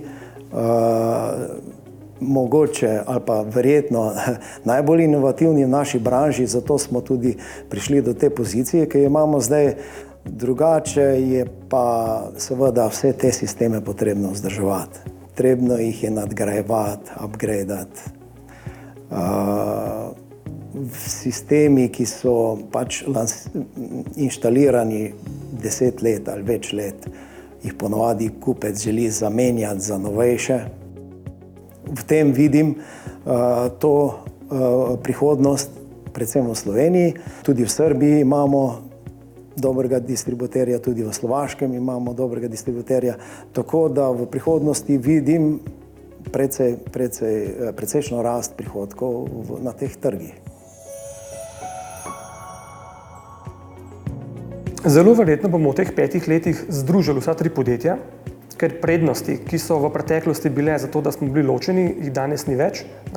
Pač poslovni svet se je spremenil in tako in zdaj je prednost predvsem, da se združimo, zato ker imamo zelo veliko sinergičnih učinkov za trg, kot tudi interno. Skozi to bomo seveda tudi pospešili našo rast. Verjamem, da bomo. Glavna prednost, to, kar mi verjamemo, da pač bo naša budućnost, pa je seveda v znanju, ki bo zgeneriran iz te ogromne baze podatkov, v bistvu, ki jo bomo pač ustvarili v naslednjih letih, in pa algoritmov, ki bojo hitrejši in boljši, skratka od konkurence. In tukaj polagamo zelo veliko upa tudi za budućnost. Vizija se zelo navezuje na globalne trende, ki prihajajo in ki bojo v prihodnje zelo oblikovali način našega bivanja, naše mobilnosti. Tako da naša vizija je povezana s tem, da v maksimalni možni meri prispevamo, da se bo ta tranzicija dogajala čim bolj osmišljeno, čim hitreje. In seveda tukaj v naši regiji, odkjer prihajamo, da bomo s pomočjo teh hitrejšega dogajanja tudi uspeli vplivati na dvig standarda napram ostalim, sedaj, če bomo to bolj hitreje izvedli. Želja je, da še vedno ostanemo v enem takemu dobrem duhu, podjetniškem, družinskem podjetju, ne. Kar pa se tiče razvoja samega, pa želimo na trg spraviti nekaj novih inovativnih izdelkov, predvsem pa na tem področju, kjer je blizu nas, pa da izvajamo čim boljše projekte za pripravo vode. Kar pomeni tretma vode ne samo pri analitiki in doziranju, kar je bila naša specialnost do zdaj, ampak tudi komplet priprava vode, zato da bo voda nekako čim bolj pitna in da bomo čim manj izgub imeli na vodah v prihodnosti, vsi skupaj. Jaz mislim, da bo podjetje še zraslo. Se bo fokusiralo mogoče bolj v določenih branžah, recimo v strojnem vidu, da bo to se razvilo ne samo v par produktov, ampak tudi mogoče prvi oddelek, branžo. Še kakšna lokacija bo po svetu. Definitivno bomo še zrasli tudi po dodani vrednosti, ker to iščemo kompleksne projekte, kjer je prostor za visoko dodano vrednost. Drugače, mislim pa, da notranje se pa ne bomo veliko spremenili. Delamo, če bi tako lahko klical, drugo generacijo svetlobe, svetilk, ki gre za ustvarjati udobje v prostorih, udobje, funkcionalnost, varčnost in vse te parametre lepo in tako naprej. Tretja generacija, ki se jo lotevamo, ki jo kličemo, je pa svetilka je vedno postavljena v prostor tam, kjer so ljudje. In tam običajno so tudi ostale stvari. Mi nočemo postati veliko podjetje, taka multinacionalka, ki ima na tisoče ljudi, zato ker mislim, da izgubimo tisto, v čemer smo dobri. Zato v bistvu kar ukinjamo kakšne programe stare in gremo na nove, ker smatramo, da rabimo biti inovativni, biti leadership, ne pa ena masovna tovarna ali pa več tovarn na več kontinentih. Ostati srednje velik, ampak biti najboljši. Še vedno obdržimo to kulturo našega podjetja. Mi si želimo za naše zaposlene imeti dobro organizacijo. Ona pomeni dobro organizacijo, ker se bo vsak počutil kot del te organizacije, da bo vedel, kaj je njegova dodana vrednost in kaj je njegovo poslanstvo. Drugače smo pa usmerjeni v novodobno organizacijo, kar računam, da se bo tudi iz leta spreminjala. Plani so postavljeni, tako da ne bomo zdaj 100 milijonov naredili do 2020, ampak nekje v 5 letih imamo plan. Investicije imamo tudi pripravljene, nekje do 2 milijona na leto bomo sigurno investirali v to. Vendar nam je bolj cilj, da poskušamo se približati našim strankam. Jaz mislim, da je področje kriptosveta oziroma rečemo temu blockchain tehnologij še v povojih in kaj se bo zgodilo čez 10, 15, 20 let, lahko samo ugibamo. Vsekakor pa tehnološko gledano bo blockchain tehnologija ostala. V vsakem primeru pa recimo uporabniki bojo vedno imeli potrebo po tem, da se identificirajo, autentificirajo na način, ki ga ne gre oziroma ga gre zelo težko zlorabiti. In v osnovi je naš izdelek nekaj, kar nudi točno to v povezavi z kriptovalutami oziroma z blockchain tehnologijami. Podjetje Robeta želi v 5 letih proizvesti 500 premium vozil. S tem želimo osrečiti 500 novih kupcev, jim dati nova doživetja in jim ponuditi nove poti v življenju. Ljudje so potovali, ljudje potujemo in ljudje bomo potovali. Zato verjamem, da bo v roku 10 let še kako pomembno, kako hitro bomo znali izkoristiti naš prosti čas. In verjemite mi, da Avtodom je prava rešitev za to, kako lahko hitro preklopimo iz službe na užitek.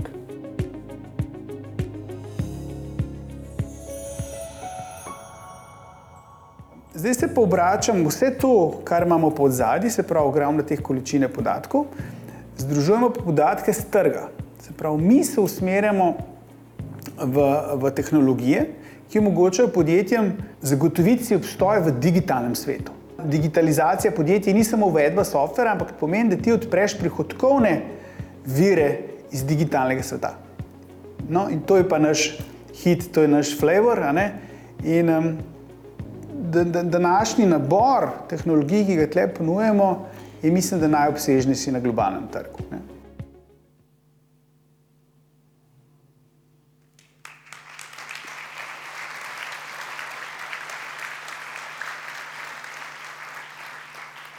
To je torej 10 nominirancev. V tem trenutku prosim, da se mi tule na odru pridružita gospa Nataša Luša, glavna direktorica Dela, in gospod Andrej Kren, glavni direktor Dela, ki bosta vsem nominirancem podelila priznanje. Prosim.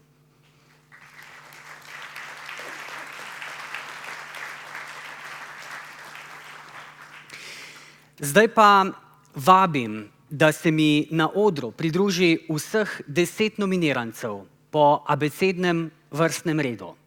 Pa začnimo. Adheziv.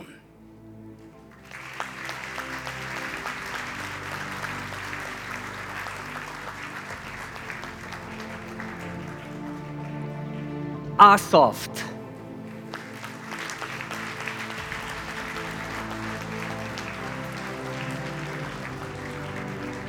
Avantkar.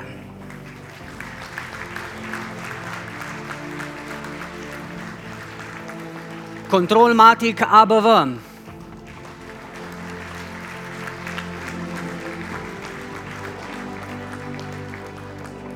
INEA.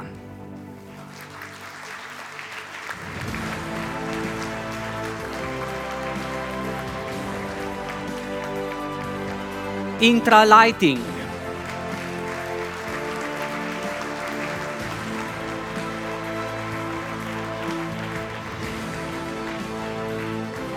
Plastika Skaza.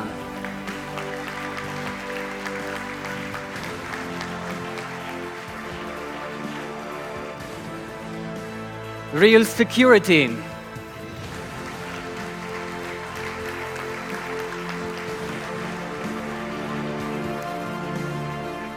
Robeta.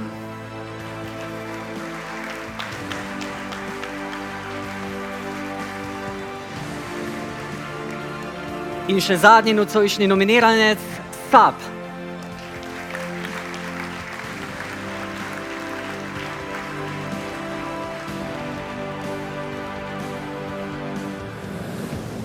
Dame in gospodje, 10 nominirancev za Delovo podjetniško zvezdo 2019. Vas kar prosim, če stopite korak ali dva bolj naprej, da vas bomo lažje ujeli v objektiv oziroma da bodo to storili naši fotografi.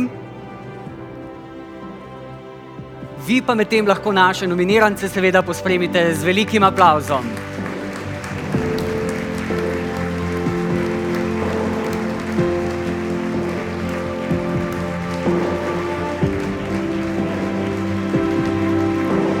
Hvala lepa obema podeljevalcema in hvala lepa vsem nominirancem, ki boste ob odhodu z odra prejeli še darilo Generali Investments, generalnega pokrovitelja. Najlepša hvala in uživajte seveda v preostanku večera in ob razglasitvi. Izvolite, hvala lepa.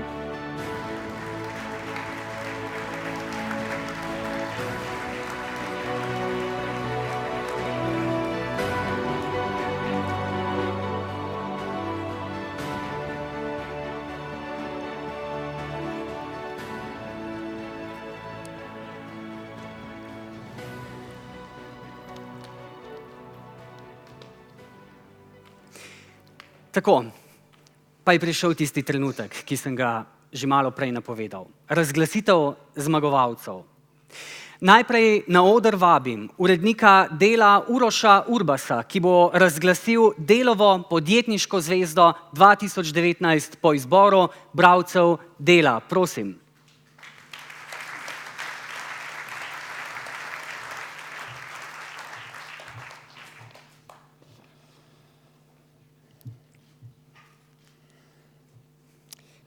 naziv Delova podjetniška zvezda 2019 po izboru bralcev dela prejme INEA.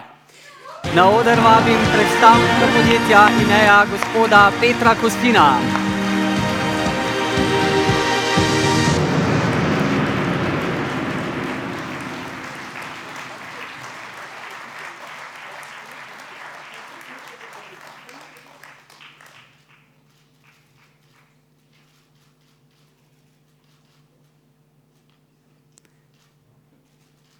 Čestitke podjetju INEA, hkrati pa seveda hvala lepa tudi gospodu Urošu Urbasu, odgovornemu uredniku Dela.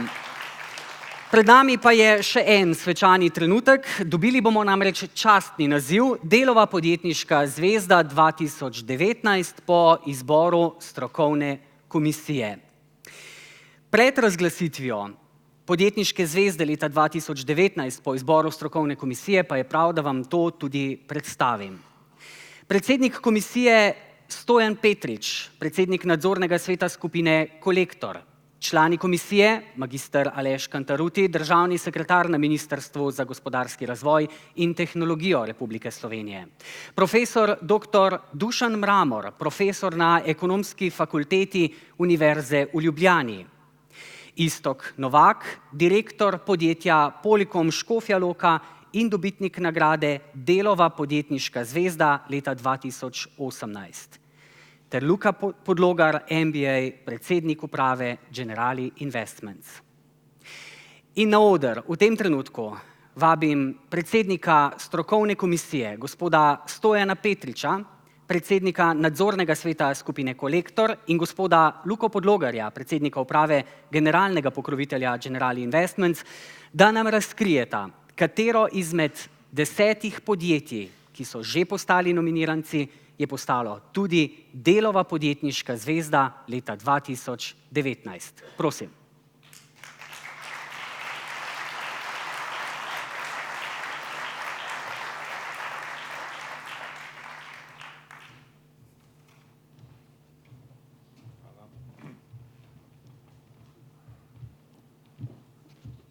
Dovolite mi, da se najprej zahvalim komisiji, ki je izbrala Delovo podjetniško zvezdo leta 2019. V imenu komisije in mojem imenu iskrene čestitke vsem nominirancem za Delovo podjetniško zvezdo leta 2019. Imeli smo kar nekaj kriterijev, v katerih smo se odločali, od finančnih, vaše vizije v prihodnosti, o trajnostnem razvoju, tudi o vašem socialnem vidiku oziroma, če hočete, tudi družbeni odgovornosti. In moram reči, da ni bilo enostavno, ker ste praktično vsi izpolnjevali dobre pogoje.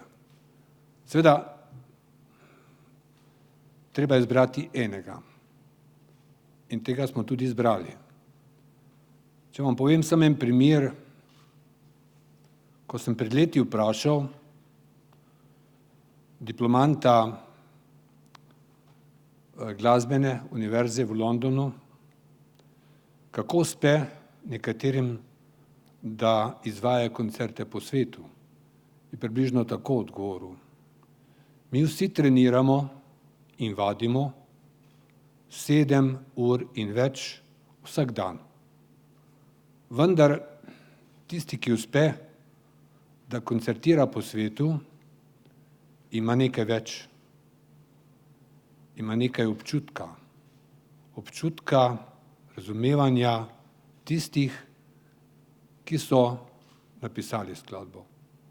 Podobna zgodba je tudi v športu, in podobno zgodbo imamo seveda tudi v gospodarstvu. In zato vam bom danes predstavil, kdo je Delova podjetniška zvezda leta 2019, in to je podjetje Intralighting d.o.o.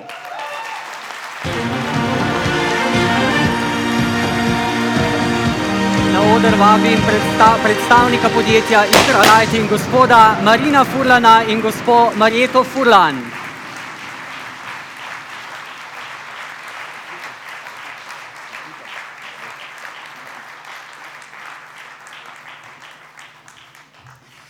Strokovna komisija, aplavz še za gospo Marjeto.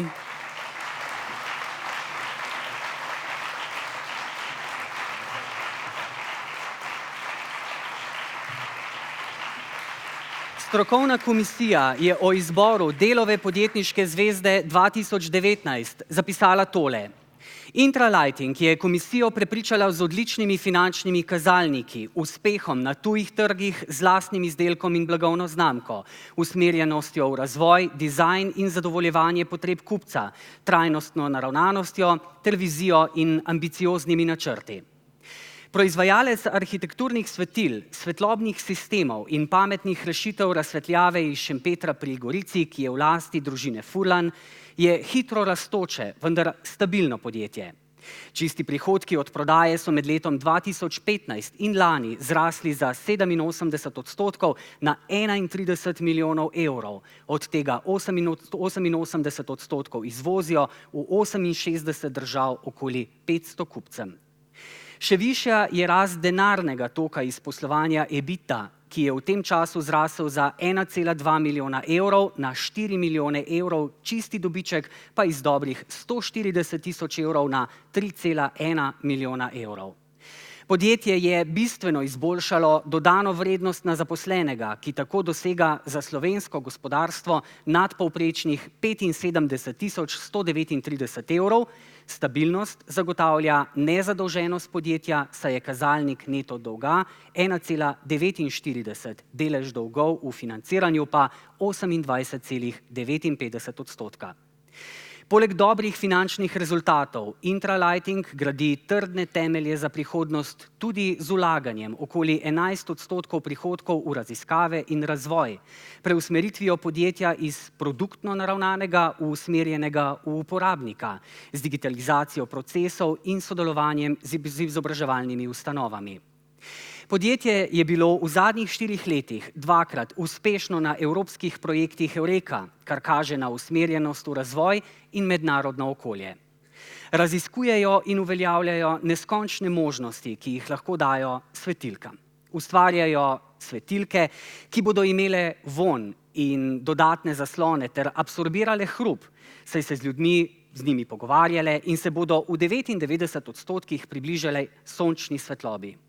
Poudarjajo dizajn, kakovost in servis. Z lastno slovensko blagovno znamko so priznani med arhitekti in vlagatelji po vsem svetu. Na zahtevnem italijanskem trgu so celo med vodilnimi 3 ponudniki. Izpostavljamo tudi trajnostno naravnanost podjetja. Svetila izdelujejo iz materialov, ki se v 93% lahko reciklirajo. 42% energije pridobijo iz lastne sončne elektrarne in nameravajo postati samopreskrbni. Njihovi novejši avtomobili so hibridi. Vse navedeno daje trdna zagotovila, da bo podjetje Intralighting uresničilo ambiciozne cilje 50 milijonov evrov prihodkov v 5 letih ter vstop na vse celine z lastnimi podjetji in proizvodnjo, ter da bo njihova zvezda sijala še naprej. Delova podjetniška zvezda po izboru strokovne komisije je torej Intralighting. Čestitke!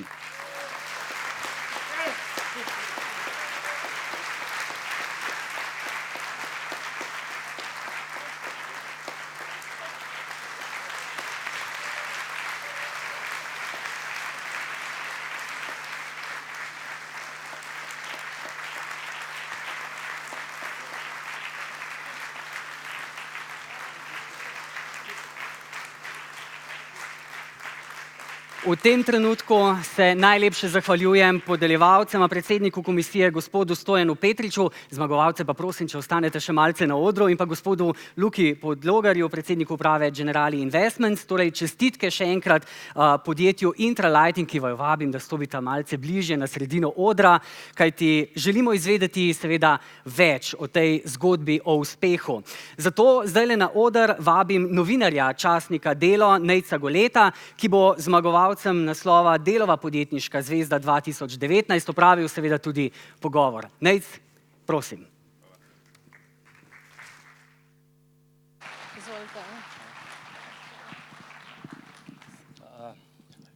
Se lahko kar usedemo.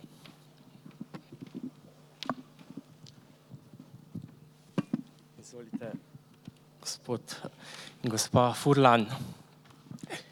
Iskrene čestitke vama in vajnim sodelavcem o prejemu nagrade tega laskavega naslova.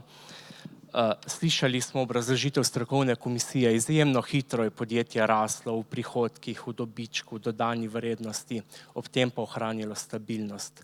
Ambiciozni so tudi cilji za naprej. Kakšen poslovni model je omogočil ta preboj in bo uresničil to vizijo, ki je, kot pravite, postati najboljši? A veste, to je tako kot v familiji. Recimo, lahko se pohvalim, da imava izjemne otroke, skromne, samozavestne in sposobne. In to je zasluga moje žene. In tudi v podjetju sva skupaj, ker ima zelo podobno vlogo. A bi še vi kaj dodali? Ampak, če govorimo o nečemu, kar je vizija, je najprej potrebna stabilnost. In sem najprej o tem govoril. Zdaj, če govorimo pa o viziji, jaz mislim, da jo imamo kar dobro začrtano in lahko rečem, da sem še najbolj vesel, ker jo vidim v mnogih slovenskih podjetjih. Ne samo pri teh, ki so danes tukaj, ampak v mnogo več podjetjih.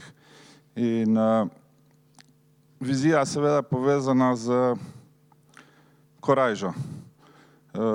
Rabiš hoditi včasih malo po robu, tudi malo riskirati. Zdaj starejši, kot postajaš, manj riskiraš, ampak nadomeščaš to z izkušnjami. Tako da vedno je treba delati s presežki, vedno se je treba vprašati, zakaj nekaj počneš in ključno vprašanje je zakaj. To je isto, kot da bi rekel, če gledaš, kaj počnejo tvoji konkurenti, načeloma zapravljaš čas. In to je isto kot na 100 metrov, ko tečejo najboljši na svetu in če te prvi sam glava obrne, je že drugi zaradi tega. In jaz mislim, da danes v podjetništvu moraš imeti vizijo in korajžo. Prav gotovo. Postanimo pri familiji. Delove podjetniške zvezde, letos podeljujemo tretjič, so vedno doslej postala podjetja, ki jih je vodil uspešen direktorski dvojec. Devesoft, Jure Knez in Andrej Orožen, Polikom lani sta vodila brata Stanonik, Ostanimo družinski, tukaj imamo moža in ženo, ki uspešno vodita Intralighting. Kako vidva delujeta v podjetju, kakšna je ta kombinacija? Mož vas že toliko pohvalil prav, da dobite besedo. Že kar nekaj let nazaj smo imeli svetovalko, ki je prvo začela s tem, da si midva definirava, kaj kdo dela. In to jaz mislim, da je bil prvi tak preskok, ker prej, karkoli je vprašala moža, je rekel, to jaz delam, to jaz delam, to jaz delam, to jaz delam. In pol je rekla, ja, kaj pa ne delate, ne? Takrat se je začelo razdvajanje, ne? To se pravi, da sva si točno razdelila funkcije in mislim, da to kar uspešno počneva, ne? Jaz v bistvu bolj vodim finance in nekako controlling, nadzorujem naša podjetja, tudi kadrovsko gledam bolj na sodelavce in izobraževanje in take stvari, medtem ko pa mož, razvoj, prodajo, nekako tako imamo razdeljeno. A tudi doma taka razdelitev vlog špila? Šujem za prijatelja. Doma pa bolj hodimo spat. Tako da, kadar smo pa kakšno soboto, nedeljo, pa tudi uživamo, ne. Omenili ste otroka, ki ga vpeljujete v podjetje.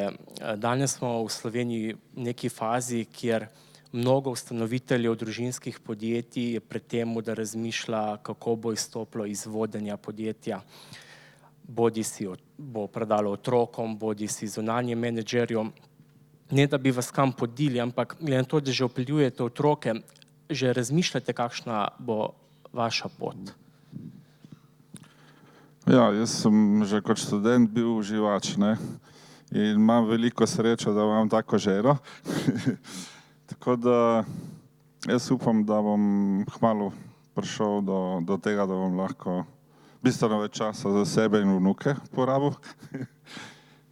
Otroci seveda že prevzemajo kar ključne funkcije v podjetju, ampak morate drugače gledati, da tudi mi dva sama nisva zaslužna, da je podjetje tako uspešno, ampak je kar mnogo sodelavcev, ki danes funkcionirajo kot dober tim in mislim, da je ključno pri vsemu skupaj ravno to. Sodelovanje med oddelki, med ljudmi na različnih projektih, timsko, ljudje iz različnih oddelkov.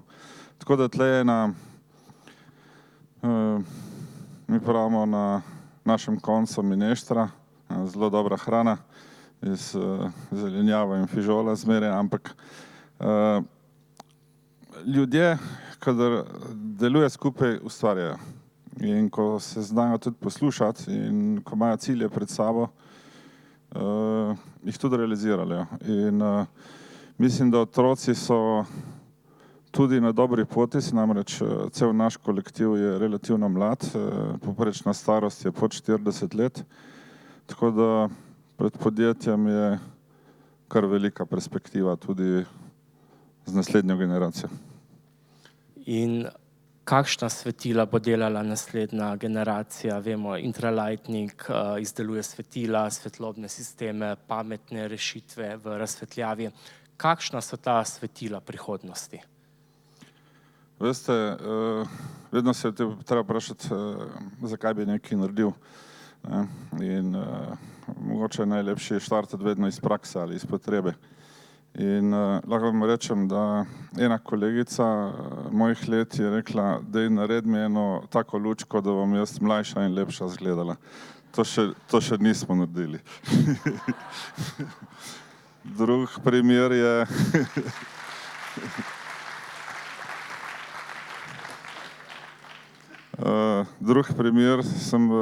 recimo je kolega, tudi bolj redko doma spi, tako kot jaz, mogoče prije kako uro prej domov kot jaz, ampak je podobno. Pravi, ona je rekel, moja žena se je tako zredila, jaz sploh nimam nobenega veselja domov hoditi. In sem rekel, ma kaj te pa moti, ne? Ma je rekel, vraga, jaz mislim, malo vredno presvetlo doma, ne? Sem rekel, ja, čraf je žaranca ven, pa jo nož videl. Ma ne, je rekel, jaz bi rad kaj drugega, aha, bi rad romantiko imel. Tudi to ti lahko naštimamo, samo moramo prej ženo vprašati, kaj pri tebi narobe. Tako da v principu svetloba je nekaj, kar ljudje rabimo. Danes bi tukaj bili v temi in bi se sam slišali. Ni to edino, kar počnemo, ampak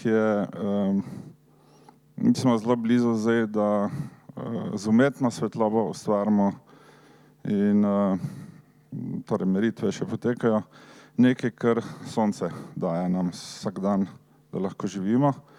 Namreč ne samo za neko delovno okolje, kjer delamo, ne glede v tovarnah ali v bankah ali pisarnah.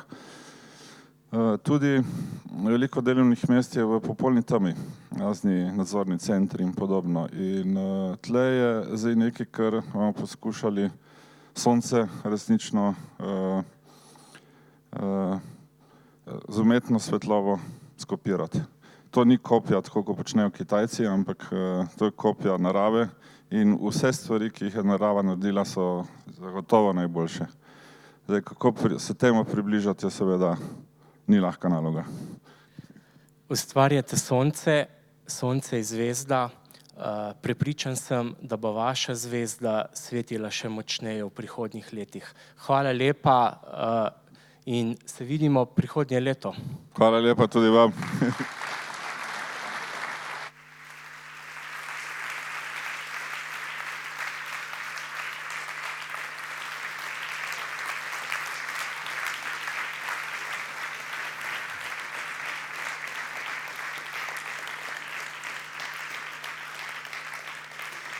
Še enkrat iskrene čestitke prejemniku naziva Delova podjetniška zvezda 2019 Intralight in hvala lepa tudi Nejcu Goletu. Tako zelo pompozno skoraj zaključujemo današnji večer. Na nebu je torej zasijala še ena podjetniška zvezda. Tu v dvorani pa bo zasijala zvezda, ki smo jo letos lahko videvali v nekoliko drugačni luči kot sicer. In sicer z uradno himno odbojkarskega prvenstva je dodobra ogrela občinstvo. Nocoj bo na tale oder stopila v nekoliko drugačni vlogi. Dame in gospodje, za slavnostni zaključek prireditve bo poskrbela Eva Pavli v pripovedni spremljavi gibalca Matevža Česna. Zaplavajmo med zvezde.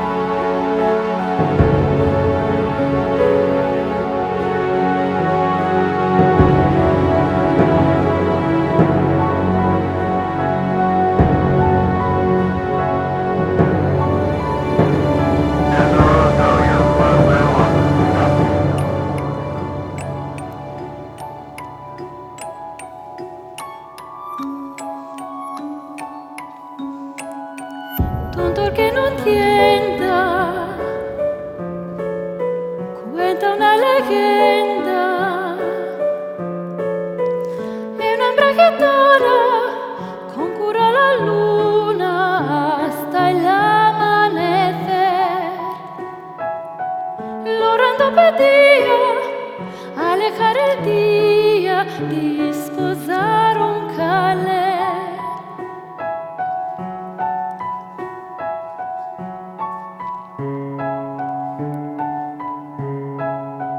Tendrás a tu hombre piel morena, aligerando la luna llena, pero cambio quiero el hijo primero que le engendres a él. Desde yo en mora para no estar sola, poco le iba a querer. Luna quiere ser madre y pretendes hacer con un niño de piel. Dime, luna de plata.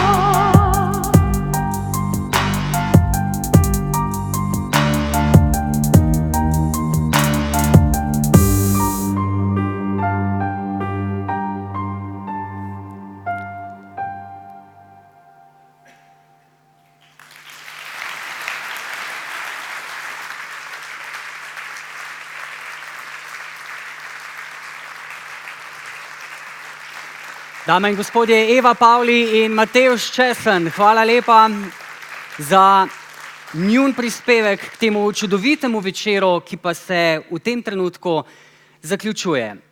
Še enkrat iskrene čestitke vsem nominirancem in seveda zmagovalcem po izboru bralcev dela podjetju INEA in po izboru strokovne komisije podjetju Intralighting. Najlepša hvala slavnostnim gostom in govornikom ter podpornikom, ki verjamete v uspeh projekta. Še posebej hvala generalnemu pokrovitelju družbi Generali Investments. Hvala vsem vam, spoštovane dame in cenjeni gospodje. Naj se druženje in sproščen pogovor ter zabava nadaljujeta v predverju.